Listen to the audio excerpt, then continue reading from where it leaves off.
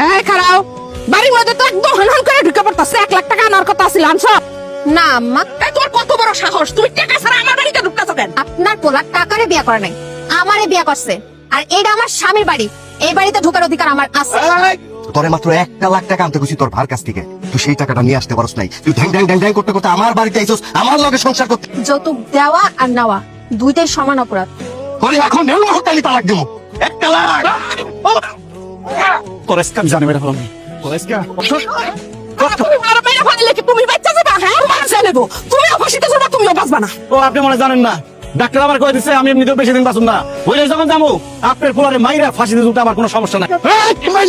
আমার আসলে কোনো দোষ নাই ভাইজান। আমার মা কয় কি তুই যেহেতু অলস কাজ করবি না, তাহলে যা তোর শ্বশুর বাড়িতে যৌতুক নিয়ে আয়। ডাইনির বাচ্চা ডাইনি, তুই তাহলে আসল ঘষি নেবে বেগম। তোর স্ক্যাম জানি মেরে ফেলাম। আমি কানে ধরছি বাপ, আমি আর জীবনে তোমার বোনের গায়ে হাত দিব না।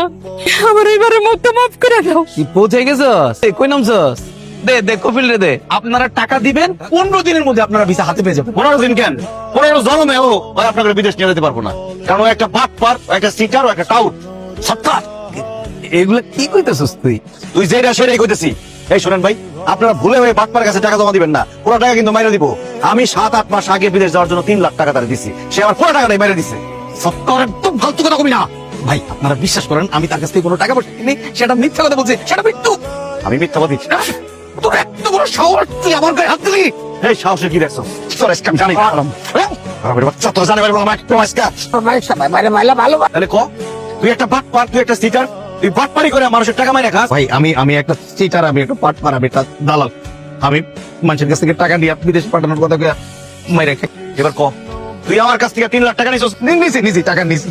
তুই এখন এই মুহূর্তে আমার টাকা ফেরত দিবি, আজকে তোর আমি জানি মেরে ফেলাম। এখন তোরে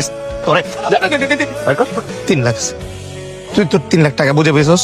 তুই ভাই আমাদের মাফ করে। তুই যে অন্যায় করছস, তুই যে অপরাধ করছস, তোর শাস্তি পাইতি। আর তোর শাস্তি হলো তুই পুরুষ মানুষ হয়ে মহিলার হাতে মাইর খাবি। এই কাজটা করিস না ভাই, আমার মানি চলে যাবো ভাই না ভালো। আমি তো এটাই চাই খারাপ। সে ফেলে এই শালার পুতের ইচ্ছা মতো বানাও।